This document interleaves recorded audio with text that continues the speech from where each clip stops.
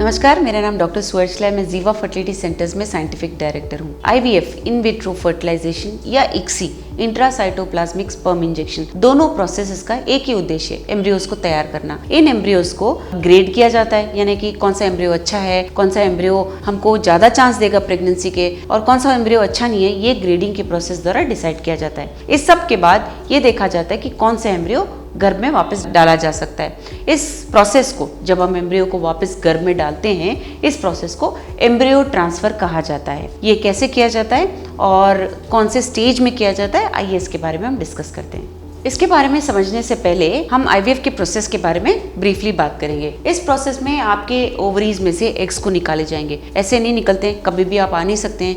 आपके पीरियड के दूसरे दिन या तीसरे दिन से एग्स को बढ़ाने के लिए इंजेक्शन दिए जाएंगे। लगभग 10 दिन तक ये इंजेक्शन चलेंगे और फिर 11वें या 12वें दिन आप एग्स को बाहर निकाला जाएगा अंडर एनेस्थीसिया।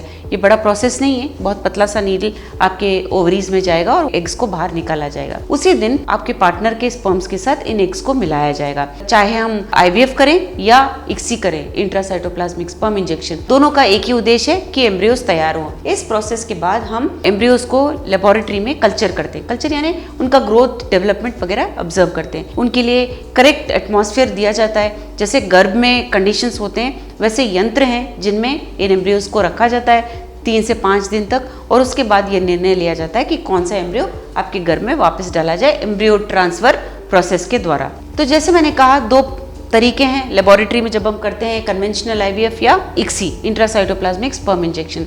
इनके अलावा एक और प्रोसेस है जिसका नाम है इंट्रा यूट्राइन प्रोसेस। इस प्रोसेस में एम्ब्रियो को बॉडी के बाहर नहीं निकाला जाता। तो ये प्रोसेस, जब दवाइयाँ दिए जाते हैं, आपके बॉडी में ही एग बढ़ते हैं, उसको रिलीज करने के लिए ओवरी से इंजेक्शन दिया जाता है। जब ट्यूब में आपका अंडा होता है, तब आपके पार्टनर के स्पर्म को लेकर उसे प्रोसेस किया जाता है। सिर्फ अच्छे स्पर्म को, यानी कि जो मोटाइल हैं, जो आकार में अच्छे हैं, उन स्पर्म्स को आपके गर्भ में डाला जाता है। तो जो एम्ब्रियो तैयार होता है वो आपके बॉडी के अंदर ही तैयार होता है, वो बाहर नहीं देख सकते।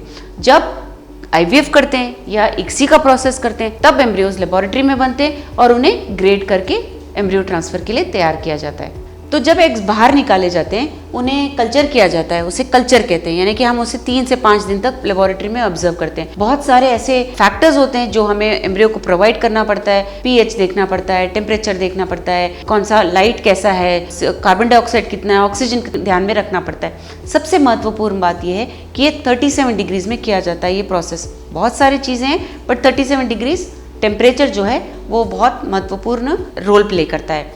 और जब ये कल्चर किया जाता है, उसके बाद जब एम्ब्रियोज तैयार होते हैं, कुछ एम्ब्रियोज आपके गर्भ में डाले जाते हैं। कुछ से मेरा मतलब है 2 या ज़्यादा से ज़्यादा 3। उन एम्ब्रियोज को एम्ब्रियो ट्रांसफर के लिए सेलेक्ट किया जाता है। उसके बाद जो एक्स्ट्रा एम्ब्रियोज होते हैं, उनका क्या करें? जो अच्छे हैं, जो आकार में अच्छे हैं, जिन्हें फ्यूचर में यूज़ किया जा सकता है, उन्हें हम फ्रीज करते हैं, जिसे एम्ब्रियो फ्रीजिंग कहते हैं। इस प्रोसेस को, इन्हें -196 डिग्री सेल्सियस में फ्रीज किया जाता है। इन एम्ब्रियोज को आप फ्रोजन एम्ब्रियो ट्रांसफर के लिए यूज कर सकते हैं, जो तब किया जाता है जब आपका पहला साइकिल फेल हो गया या आपको दूसरे बच्चे की इच्छा हो और आप अपने पहले के एम्ब्रियोज यूज करना चाह रहे हैं, तो ये फ्रोजन एम्ब्रियोज यूज कर सकते हैं। जब ये एम्ब्रियोज निकाले जाते हैं, तब बहुत पतले से ट्यूब द्वारा आपके गर्भ में फ्रोजन एम्ब्रियो ट्रांसफर की तरह डाला जाता है। ये फ्रेश एम्ब्रियो ट्रांसफर का भी तरीका है, जहां ट्यूब में एम्ब्रियोज को लिया जाता है और आपके गर्भ में डाला जाता है। इस प्रोसेस के लिए एनेस्थीसिया की ज़रूरत नहीं है, एडमिशन की ज़रूरत नहीं है, बहुत सिंपल प्रोसेस है।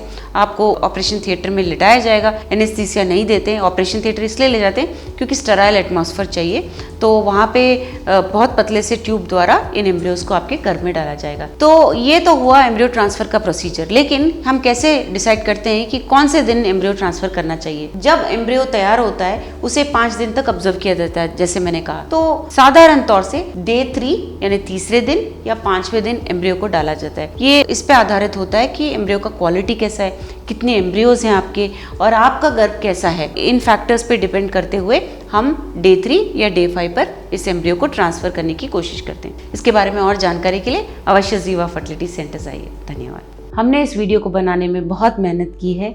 ज़रूर हमें सब्सक्राइब और लाइक कीजिए। Thank you.